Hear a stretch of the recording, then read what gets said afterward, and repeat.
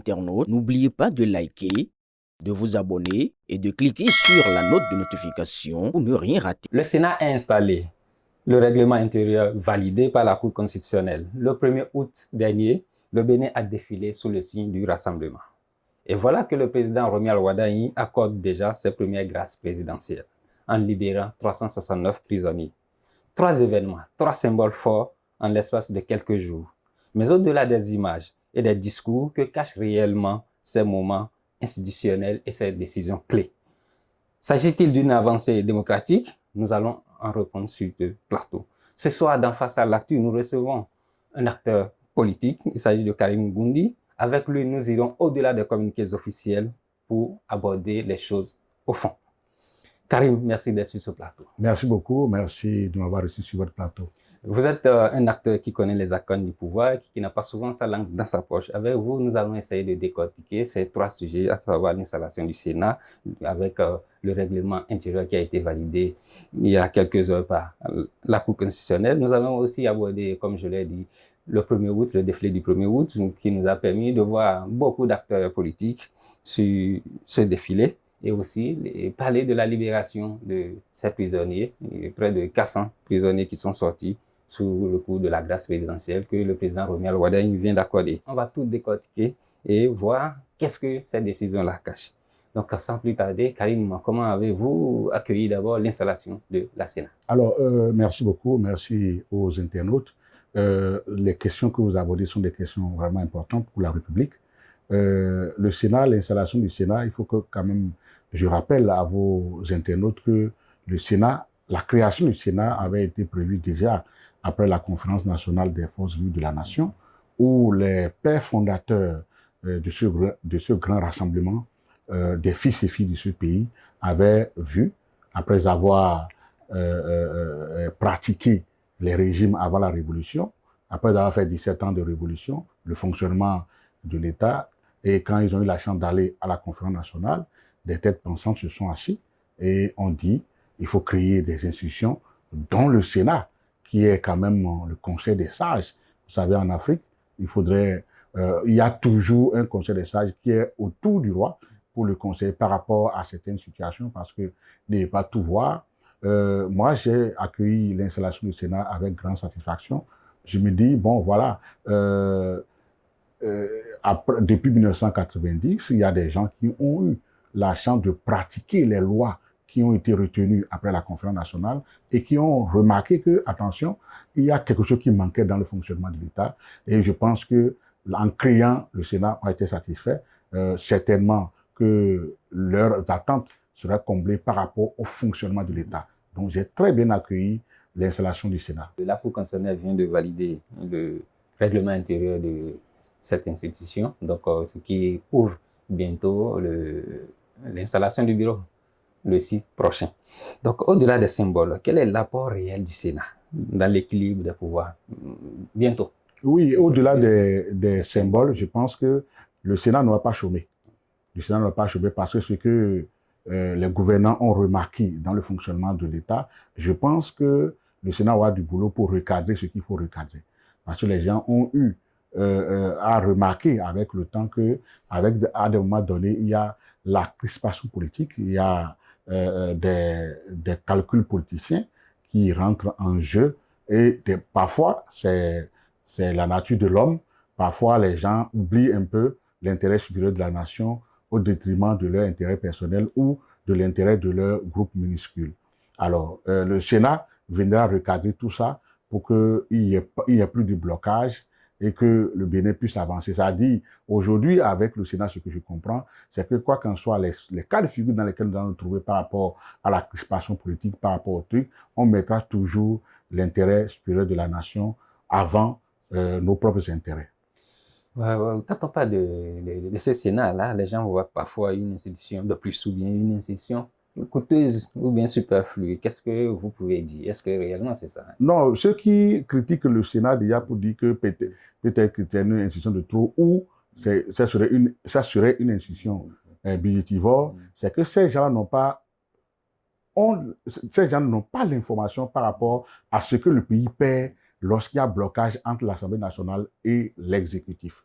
Vous savez, il y a des accords de prêt qui venaient parce que des gens étaient à l'Assemblée nationale, ils étaient contre le président de la République, au nom du fait qu'ils sont contre le président de la République, même si ces accords de prêt devaient faire avancer le pays, eux, ils bloquent au nom de leur intérêt personnel. Vous voyez, donc l'État perd beaucoup d'argent si le Sénat n'était pas là. Le Sénat va débloquer tout ça, donc, et le pays va vraiment avancer. Vous imaginez, il y a des élus, des députés, il y a qui se retrouvent et qui, au nom de leur intérêt personnel, même bloquent des chantiers.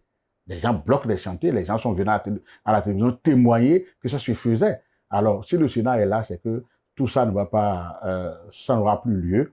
Donc, le Sénat ne va pas être une institution de trop, le Sénat ne va pas être une institution budgétivore. Au contraire, le Sénat va venir faire de sorte que le pays ne perde pas. Le pays ne perd pas. Parce que quand on dit un chantier, c'est pour le bien public. Quand on dit un chantier, quand on dit une infrastructure, c'est pour le bien public, c'est pour le bien des populations. Voilà, donc je pense que le Sénat est là pour jouer un rôle vraiment important, pour corriger ce qui a un peu flotté de 1990 à nos jours. Est-ce que vous avez une dernière question sur ce sujet-là? Oui, ce que moi je voudrais proposer, je voudrais dire sur ce sujet-là par rapport au Sénat, ce que moi je voudrais dire, c'est que il faudrait que des gens, lorsqu'ils prennent la parole par rapport à des réformes, qu'ils aient la raison, la raison gardée. Il ne faut pas qu'on aille trop en besogne lorsqu'on prend la parole. Parce que ceux qui ont proposé cette réforme-là, c'est des gens qui ont pratiqué les institutions. Parmi eux, il y a des gens qui ont dirigé le pays. Parmi eux, il y a des gens qui ont été ministres. Parmi eux, il y a des gens qui ont circulé dans les arcanes du pouvoir depuis 1990 à nos jours. Lorsqu'ils pratiquent le pouvoir, vous voyez, celui qui pratique et celui qui commente, ce n'est pas la même chose. Quand vous êtes à distance, vous commentez, vous observez.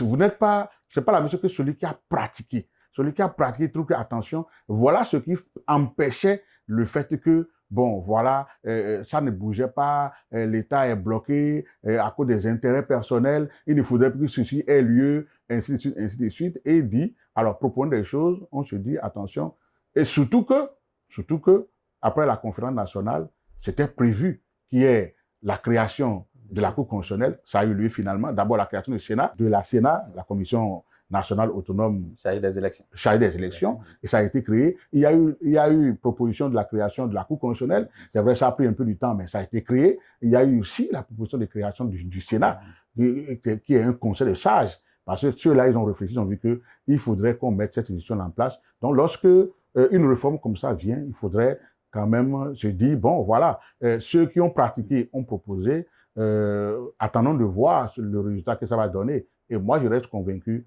que ça va donner un très bon résultat. Voir aujourd'hui ces dirigeants du passé qui se retrouvent dans une même salle, qu'est-ce que ça fait? Principalement, depuis que moi j'étais au collège, au cours primaire au collège, quand je regardais la télévision, je voyais des politiques, je voyais le général Mathieu Kérékou avec Migan Akpiti, Maga Omaïdegle Zissou, quand il les voyait, c'était très beau. On se dit, bon voilà, ce que nous avons le plus cher sur le Nouveau Bénin, c'est que les anciens présidents peuvent se retrouver et discuter. C'est ce qui se passe au Ghana, qu'on observe au Ghana. Quand je les ai vus la dernière fois à Porte-Nouveau, dans la salle du Parlement, je me suis dit, voilà ce que moi j'attends de voir. Vous voyez, pour moi, c'est une bénédiction, c'est une grâce pour le Bénin, c'est une grâce pour les fils et filles de ce pays, de voir que leurs aînés, leurs patriarches, peuvent prendre leur canne. Moi, j'ai vu des gens avec des cannes, parce que quand quelqu'un se déplace avec une canne, c'est un symbole de sagesse chez nous.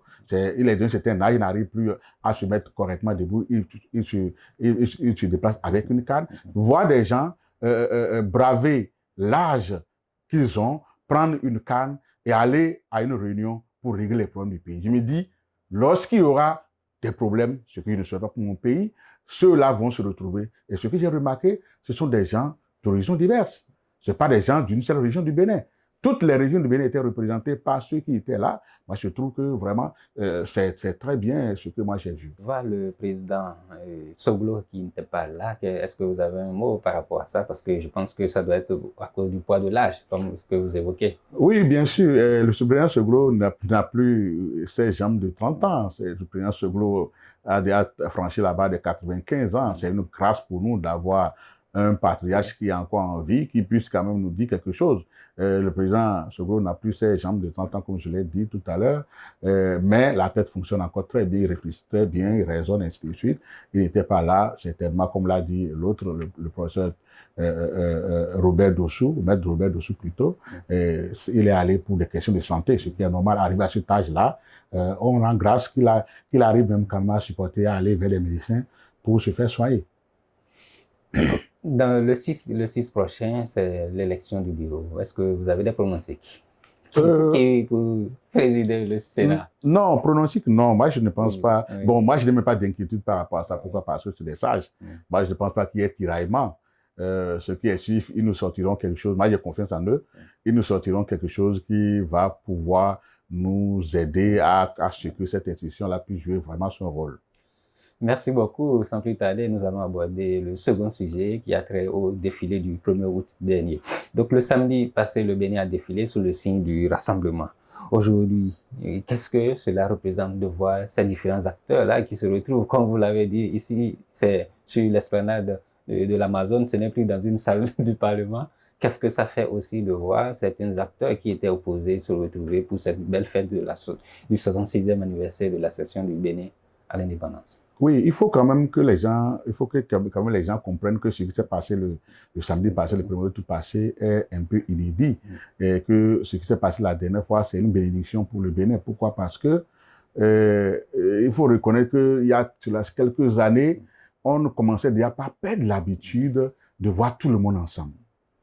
On commençait déjà pas perdre cette habitude à cause des tiraillements, à cause des petits mésentendus politiques, personnels, ainsi de suite. On commençait par ne pas voir. Lorsqu'on commence pas à voir ces signes, ça veut dire que quelque part, l'intérêt de la nation n'est pas mis au-dessus. Maintenant, le samedi passé, on a vu que tout le monde était là. Tout le monde était là. Tous les anciens présidents vivants, sauf le président Soglo, que vous savez, il n'était pas au pays, il est allé aux soins. Et, oui, tous les présidents d'institutions, qui sont anciens présidents qui sont en vie, étaient là, ceux qui sont présentement là, ils étaient là.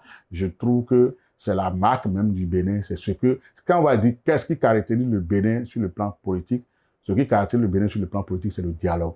Lorsqu'on tire, lorsqu'on s'entend jusqu'à un certain niveau donné, on lève le pied sur l'accélérateur et on s'assoit, on se parle, on discute et on cherche des solutions pour que nous puissions avancer. Ce qui s'est passé la dernière fois, je prie le Dieu et les mains de nos ancêtres pour que ça puisse continuer. Parce que c'est ce que nous avons de plus cher. Nous ne sommes pas un pays qui a un sous-sol très riche. Ce qui fait qu'on avance, c'est le dialogue. Ce qui fait qu'on avance, c'est l'entente entre nous. Au-delà de ce que les gens vont penser, c'est ce qui fait la caractéristique du Bénin. C'est ce qui fait qu'attention, le Bénin, quand on va dire le Bénin de oui, ils s'entendent toujours. Même quand on arrive à un niveau donné de mésentente, arrivé à un certain degré, tout le monde prend conscience pour dire attention, au nom de l'intérêt supérieur de la nation, il faudrait qu'on se calme, il faudrait qu'on se parle, ainsi de suite. Je prie que ça continue. Je prie que ce que j'ai vu le 1er août passé, que ça puisse vraiment continuer. Voilà ma prière. Je pense que la prière pourra marcher parce que vous avez abordé le Sénat qui va les pousser dans ce sens-là. Réellement, et quelles sont les grandes leçons qu'on peut retenir de ce défilé-là? Oui, les grandes leçons, comme je l'ai dit d'abord, ça commence déjà par le discours du chef de l'État. J'ai vu un discours très court, mais qui a mis l'accent sur l'hommage de nos forces armées.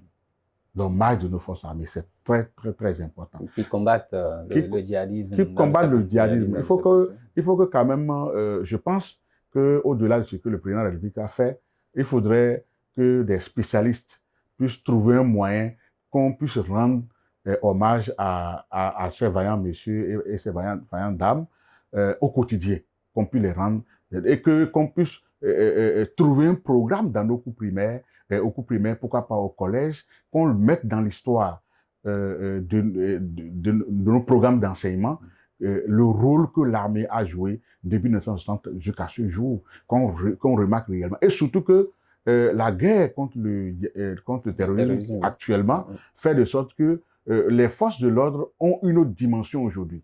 Les forces de l'ordre ont une autre dimension que nous devons de jour en jour trouver des moyens pour célébrer. C'est pourquoi j'étais très content de voir déjà le chef de l'État reconnaître dans son discours, il a pris plus de la moitié de la part de son discours à rendre hommage à ces messieurs-là qui font un combat énorme sur le terrain. Il faut reconnaître que c'est la grande muette. Et il faut reconnaître, il ne faut pas que les gens, dans l'armée béninoise, tout au moins, c'est qu'il y a des grands intellectuels, quand ils prennent la parole, quand ils vous présentent une situation, vous sentez que c'est des professionnels. Et moi, je pense que c'est des gens vraiment qu'il faut vraiment rendre hommage. Donc, c'est ce que moi, j'ai remarqué. Après, j'ai remarqué, comme on l'a dit tout à l'heure, que toutes les forces politiques du pays étaient au rendez-vous. Donc, j'ai compris, j'ai vu que vraiment c'était très bien. À part ça, dans l'armée même, j'ai vu, je ne sais pas si c'est pour la première fois que moi j'ai vu, que j'ai remarqué, une unité de paracommando femmes.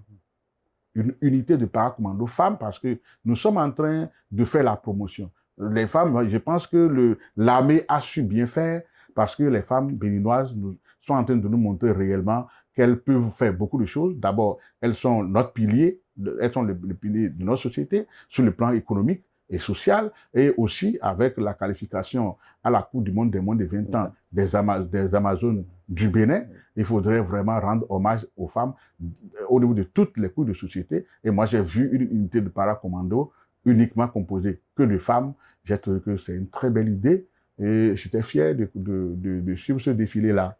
Ce rassemblement affiché, est-ce que c'est réellement un signe de changement qui s'annonce, d'une unité? En tout cas, c'est un constat qui est fait, un très bon constat. Je m'en voudrais, je prendrais un risque plutôt de dire que bon, c'est un changement positif, ainsi de suite, ainsi de suite. C'est d'abord un constat, un très bon constat. Je voudrais que ça continue.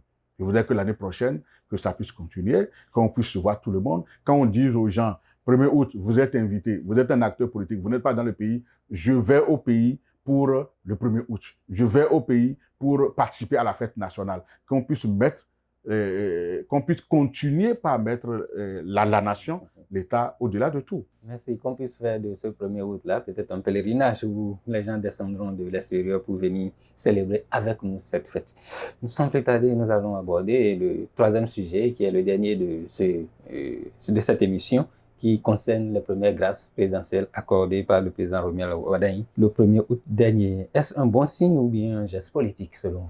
Ce qui est sûr, ce qui s'est passé avec cette grâce, c'est un très bon signe. Parce qu'ils sont plus de... Bon, ils sont 369. Exactement, un peu moins de 400. C'était un très bon signe et il faudrait que ça continue. La dernière fois, il y a une fois, j'ai réagi par rapport à une mesure sociale prise par le président Romuald Wardani, c'est la diminution des redevances au niveau des marchés, nos bonnes dames, une très belle mesure. Et j'ai demandé, j'ai dit, il faudrait que le chef d'État aille plus loin. S'il peut le faire, c'est qu'il peut faire encore plus en bien. Aujourd'hui, je vois libération par grâce présidentielle de 369 prisonniers. Alors, je trouve que c'est bien.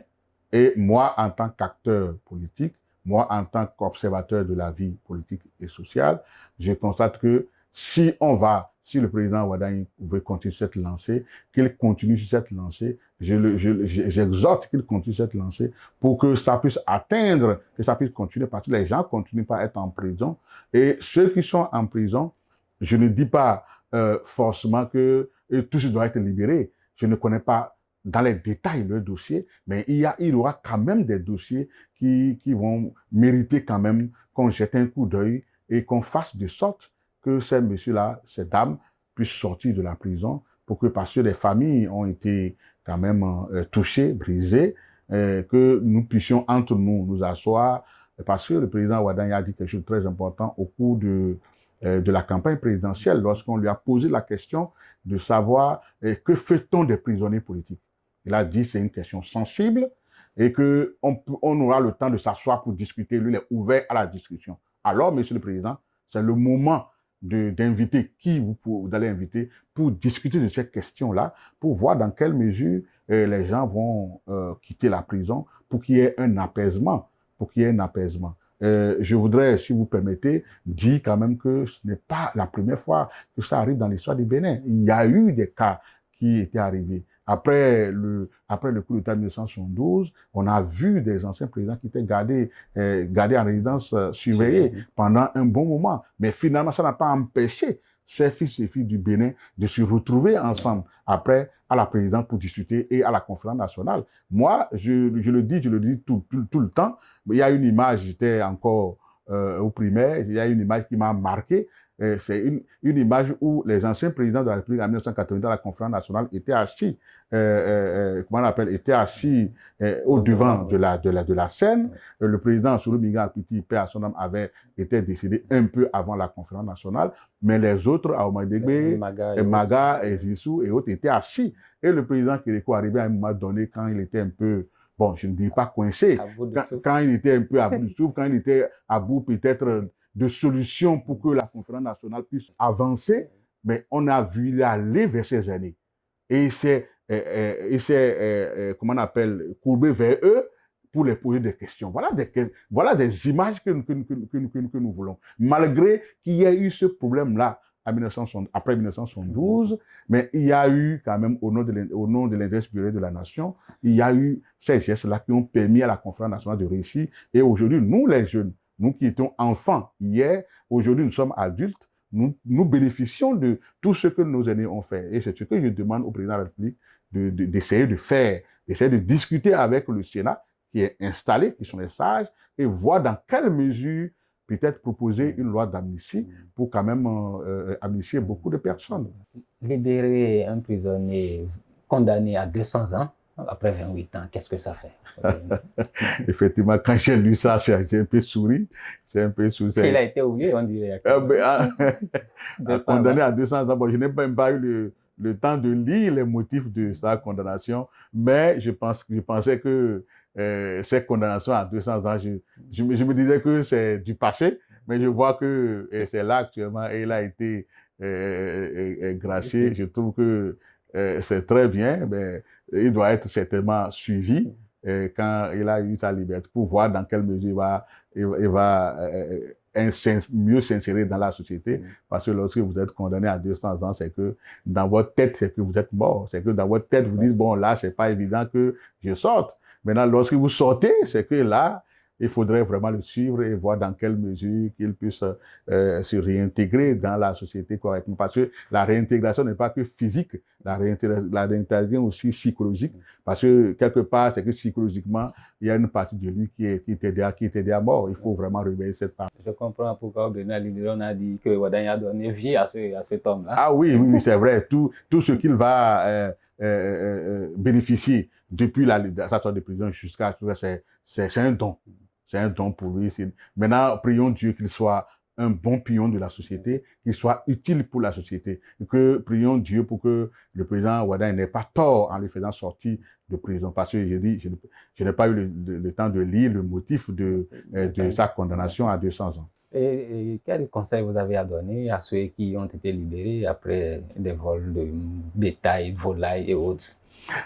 Alors, c'est une seconde chance pour se ressaisir, pour ne plus retourner ou bien? Oui, il y a parmi ces gens-là, quand vous allez dans les commissariats, vous faites une enquête, vous allez dans les commissariats, vous allez voir que des enfants, des jeunes qui ne connaissent pas la loi, alors qu'on dit que nul n'est censé ignorer la loi. Parce qu'on a vu des gens qui ont volé des câbles de la SBE, des gens qui sont allés enlever des compteurs, les gens qui sont allés voler une moto, ainsi de suite, ainsi de suite. Il faut que les gens puissent comprendre pour que... Alors là, il y a aussi la question des parents. C'est une question très profonde, la question que vous posez. Il y a la question des parents, il y a la question des ONG qui sensibilisent. Les jeunes, il faudrait faire de sorte que les jeunes puissent vraiment tous aller à l'école jusqu'à un certain niveau, tout au moins avant de décrocher pour apprendre un métier, pour ceux qui veulent apprendre un métier, quitte à continuer pour ceux qui veulent continuer, parce que le conseil que j'ai à donner à ces jeunes, c'est de dire, pour qu'une population soit un instrument de développement dans un pays, il faut que la population soit éduquée. Et quand on dit éduquée, c'est pas forcément aller à l'école, c'est avoir un métier, c'est suivre les conseils des parents à la maison, c'est écouter ce que la société dit, parce que l'homme lui-même, il est inné dans le bon sens. Le bon sens est la chose la mieux partagée du monde, dirait l'autre. Je pense que tout le monde peut faire un effort pour quand même respecter les lois de la République, avoir un bon comportement pour que la société se porte mieux. Le Sénat installé, 1er août célébré, 369 prisonniers libérés. Ces trois événements dessinent-ils un Bénin qui avance? Oui, un Bénin, actuellement, je dirais que ça dessine un début de mandat, un début de mandat du président Wadaï, prometteur, qui est de bons signes. Les feux sont ouverts là, tout de suite. C'est ce que je vais dire, parce que par expérience, il ne faut pas trop jubiler, il ne faut pas vite jubiler, mais les signes sont déjà bons, parce que ça pourrait ne pas être ça. Souvent, quand quelque chose vous arrive dans la vie, dites-vous souvent Dieu merci, parce que ça peut être pire que ça. Vous voyez, ça, il pourrait venir, se dire, bon, ma priorité, c'est autre chose, je vais faire autre chose, et laisser tout ça là, ça, c'est pas mon problème, ainsi de suite. Non, il le fait. Ça dit qu'il est en train de dire quand même que quelque chose va se passer dans les mois à venir, dans les années à venir, quelque chose va se passer. Les Béninois vont s'asseoir, on va réfléchir, on va penser à notre développement ensemble. Merci Karim Goundi pour cette analyse sans détour. Un dernier mot avant la conclusion. Oui, un dernier mot. Merci de nous avoir accueillis. Par rapport à mon dernier mot, c'est par rapport à l'installation du Sénat. L'installation du Sénat, parce qu'on a des membres de droit et on a des membres nommés. Oui. Ok, ce que je voudrais dire, j'ai un mot à l'endroit du chef d'État pour dire, quand ceux-là vont finir, quand ceux qui sont là vont finir leur premier mandat. Ils ont 5 ans. Dans 5 ans, oui. Il faudrait que le président de la République pense à une autre couche de la société. Je parle des jeunes ou bien quoi? Il y a des jeunes, je parle des jeunes. Monsieur le Président, vous êtes jeune et la jeune est d'une écrasante majorité dans la société, dans le pays que vous dirigez. Donc il faudrait que dans le Sénat, que les jeunes soient représentés. Ça fait un. De deux, il faudrait que dans le Sénat, qu'il y ait quand même les syndicalistes soient représentés. Parce que les syndicalistes ont joué un rôle très important. Depuis la conférence nationale, les syndicalistes étaient représentés au niveau, les travailleurs étaient représentés au niveau de la conférence nationale, et même les travailleurs étaient représentés au niveau du présidium dirigé par Monseigneur Isidore de Souza, au nom de Ibrahima Zakari, paix à son âme, qui était membre du présidium. Donc il faudrait que les syndicalistes soient représentés désormais dans la seconde mandature, tout au moins, du Sénat. Et il faudrait aussi que la société civile, on a vu ici, sous le président Kérékou, la société civile a joué un grand rôle dans la lutte contre la corruption, avec le FONAC et ainsi de suite. Tout le monde se rappelle. Il faudrait que la société civile aussi soit aussi dans le Sénat. Il faut être honnête et dire qu'il y a certaines personnes qui sont dans le Sénat et que les syndicalistes pourraient représenter valablement. Certaines personnes n'ont pas leur place là, tant que la société civile n'a pas encore eu sa place, tant que les travailleurs n'ont pas eu leur place. Moi, je demande au président de la République, à la prochaine mandature, de penser à la société civile, de penser aux travailleurs, de penser à la jeunesse. La doléance est passée. Merci, cher invité. Au terme de cet échange, une chose est claire, c'est que les institutions se mettent en place, les célébrations ont eu lieu, les grâces présidentielles ont été accordées, mais une chose reste, c'est celle du lendemain pour ceux qui ont eu cette chance. Le Sénat, pourquoi faire le 1er août? Pour dire quoi? 369 libérations, pour quel message? Le peuple attend, voit, apprécie les différentes actions qui se mènent depuis 2 mois déjà que le président Romi Wadaï est à la tête de ce pays. Il attend encore de ces nouvelles institutions et nouvelles décisions qui puissent améliorer son quotidien. Voilà ce que nous avons décrypté tout au long de 16 minutes de débat avec mon invité sur ce plateau. Face à l'actu, nous continuerons de poser ces questions qui fâchent, ces questions qui bousculent, ces questions qui éclairent, parce que nous sommes là pour apporter l'information et éclairer tous ceux qui nous suivent. Karim Goundi nous a montré que le débat est vivant, à nous de le faire vivre ensemble. Prenez le rendez-vous du prochain numéro. À bientôt.